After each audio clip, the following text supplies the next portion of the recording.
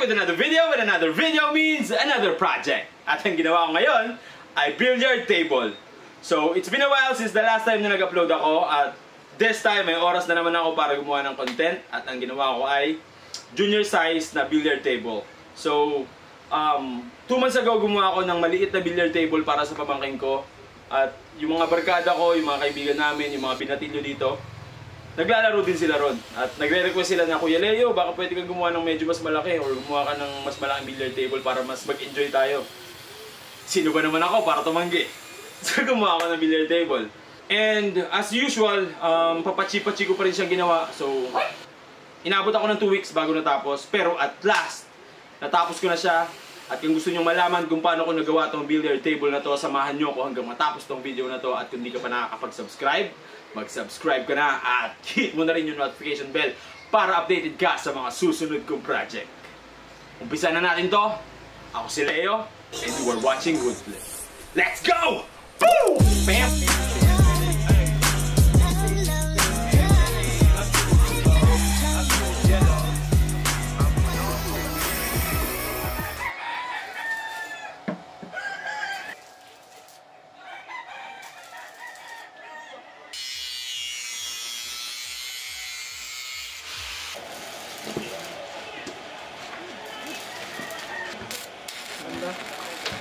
Out.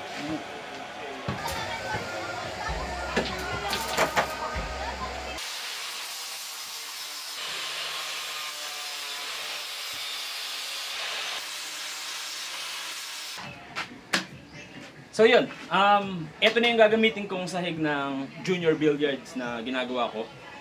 Puputulin ko yung mga part na sumobra. Basically, ang magiging size lang nito ay 42 inches by 82 inches. So, yung loob niya magiging 3 feet by 6 feet. At yung gagamitin kong banda is 2 by 3 lang. So, yun. Puputulin ko muna to, pero kakalangan ko muna yung ilalim kasi para maiwasang mabasag kasi baka malaglag to. Let's go.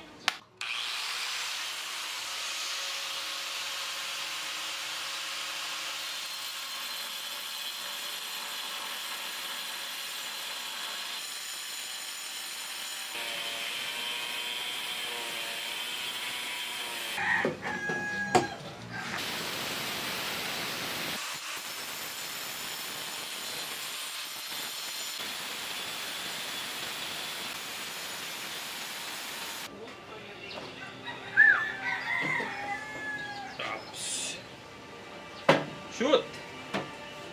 So yun, kumpleto ko na yung piyesa ng sahig.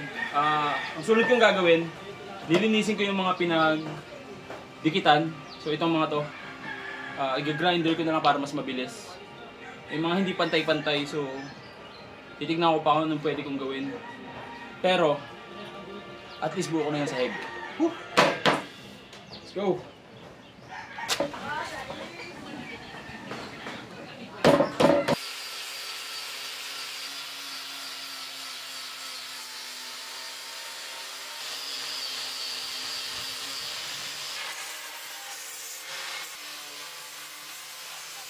Ito na yung pinaka-size ng magiging lamesa. Medyo maalog yung pinagpapatuwang ko, so kailangan ko lagyan ng brace yung paa niya. Pero yun nga, ito na yung magiging size. Tingin ko ang mga magiging problema ko dito ay yung pagpantay-pantay ng slate kasi ang dami pa niyang parts na hindi pantay. Though kaya naman tong batakan ng masilya, pero syempre kailangan pa rin pantayin.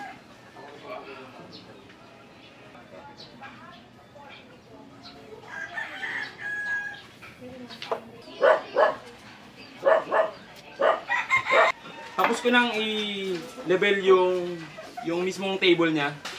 Ayos ko na rin yung paa. Nalagyan ko na ng support. Ngayon, mamasilyan ko na, tapos saspatan ko muna ng polytop yung dugtungan. Hindi ko siya isasagad ng polytop lahat. Lalagyan ko lang yung mga part na tingin ko gagalaw habang nagkakabit ako ng, habang naglalagay ako ng Bostik na multi-purpose epoxy. So, polytop muna tayo. Then multi-purpose epoxy. Sama na rin yung sa ilalim, lalagyan ko ng dikit para hindi na siya gagalaw. Tapos yung mga dugtungan. Let's go!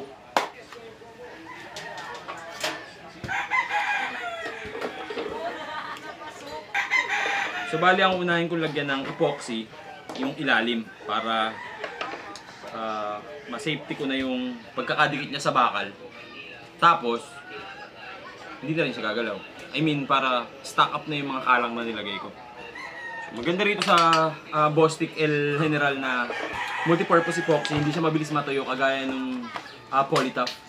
So mahaba yung oras na magagamit ko para matuyo muna to. Let's go!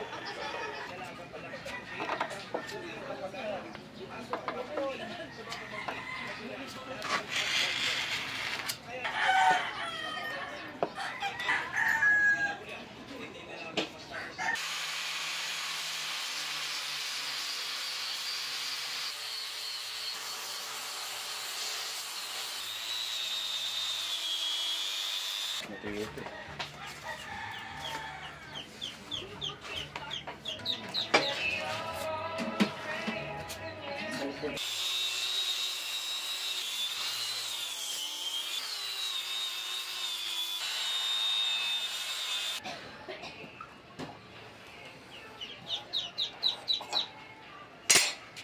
Bale ito na yung sukat na gagamitin ko para sa banda. So ito yung magiging banda, ito yung magiging rubber. Tapos gumawa ako ng template para sa magiging butas ng pinakabanda niya. So mangyari dyan, ganito. Yan.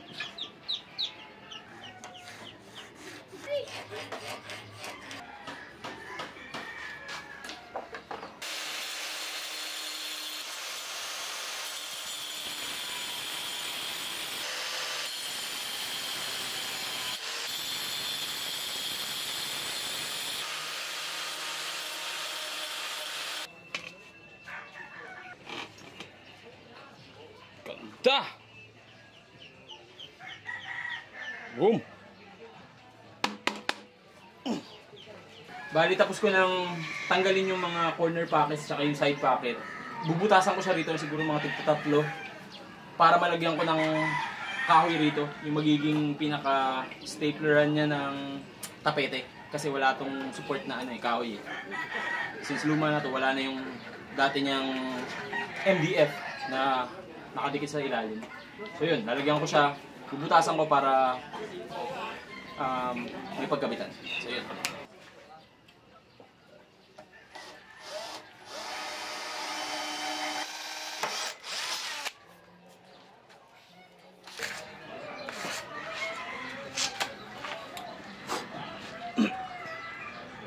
Bali yun, tapos ko na siya masilihan. Lilihain ko na lang to ng pantay na pantay hanggang sa kaya kong ipantay. Tapos ikakabit ko na yung kahoy sa ilalim na pag-stapleran ng tapete. Shoutout sa mga manok. Ayun, ang dami nila oh. Sana lang maging pantay siya. I mean, maging maayos kahit hindi masyadong pantay yung mismong mesa, kahit pa paano mawalan ng mga ng mga dents. So, palag-palag na to. Pagod na ako pero go pa rin.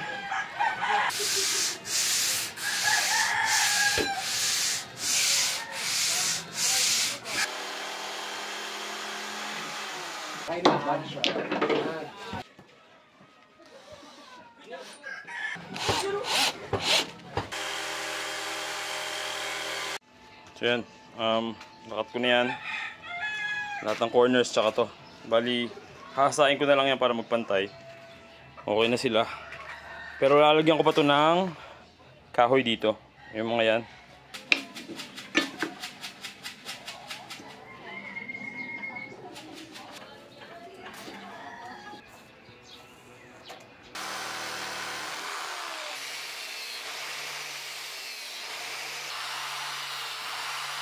So dito, ang gagamitin ko Polytop para mabilis matuyo. Kasi mamaya, pag kaya na ng oras, pag kaya pa ng oras ko, gagawin ko na yung banda. Kasi may work ako ngayon eh. Lunes ngayon. So,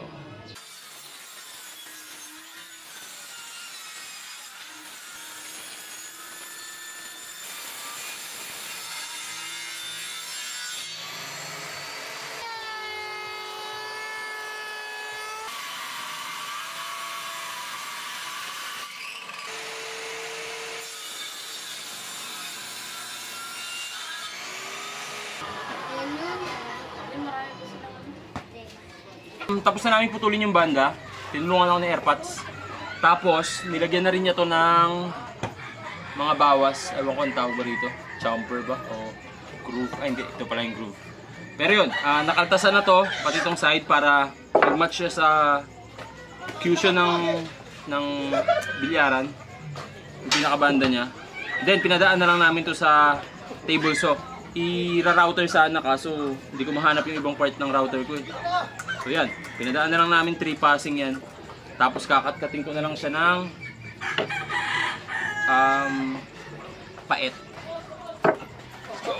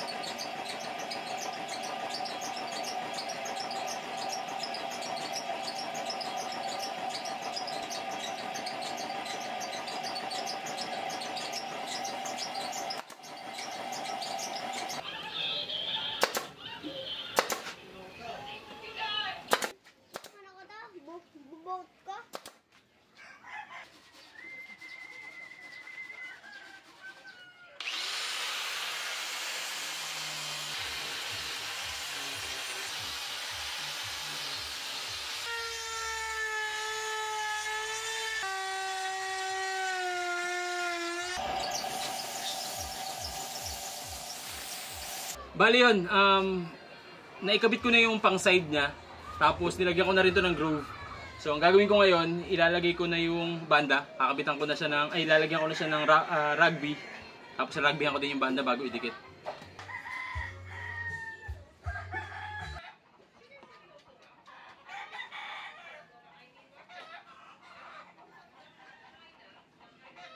Itong gamit ko, Polytaft to na nilagyan ko ng tinting color. Trinay ko naman na siya kagabi kung uubra. Tumigas naman siya, so ito yung gagamitin ko para sa edging. Para maganda yung itsura niya.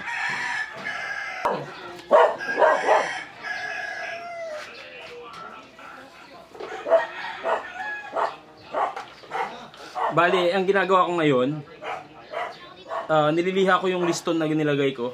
Bali, nag-cut lang ako rito ng 8mm. 8mm by 8mm na paleta. As ayun yung ginawa kong liston. So, sinobran ko onte and then ipa-flash ko na lang siya gamit yung grinder. And then yun.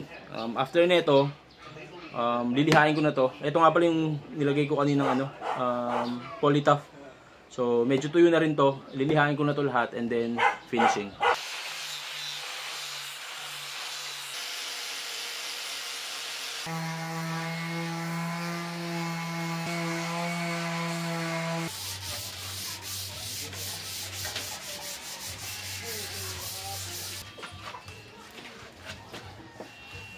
Apa yan? Apa yan?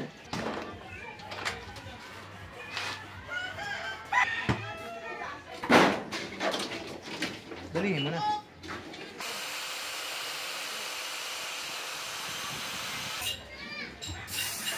Laro ni Luna.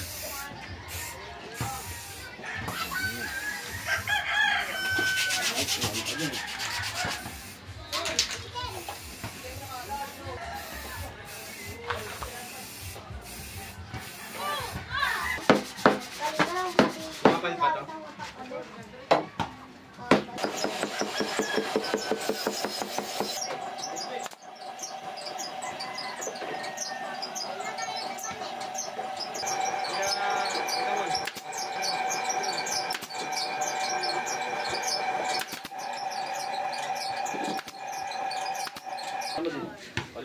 Okay.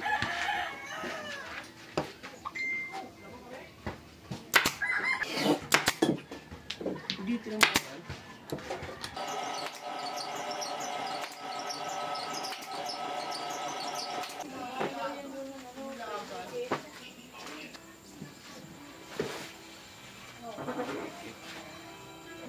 Isang araw? Yan lang. Akala ko, isasabit yan dito. Hindi pala. Huwag mo.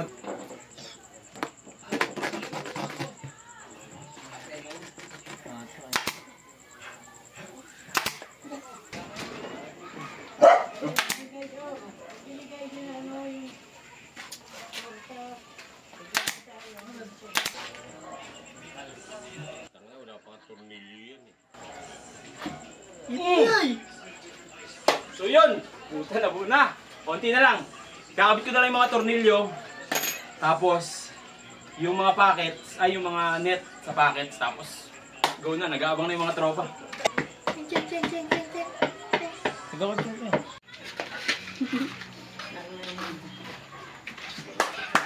So yun, natapos na rin yung bilyaran. Bale, ang size nito ay 3 feet by 6 feet. Ginamit ako ng Palochina at saka ng kiln dry na 2x4. Tapos, junior size na rubber fusion. Tapos yung tapete, Simonis. Sa Shopee ko lang binili. Tapos yung pocket, sa Shopee lang din. Pero yung net, ginawa ko. So yun, ito na yung bilyaran. Almost 2 weeks itong ginawa bago natapos. Sobrang nakakatuwa yung output. Ang ganda. Natuwa rin yung mga tropa kasi maganda nga yung kinalabasan. And yun, syempre, kung nagustuhan nyo itong video na to, subscribe kayo sa channel ko, sa Facebook, sa page, at sa TikTok. So yun, panoorin nyo rin yung mga short clips nila sa TikTok ko, tsaka sa Facebook. At kung natuwa kayo, manood pa kayo ng ibang videos. Ako to si Leo, and you are watching Woodflip. Let's go! Peace!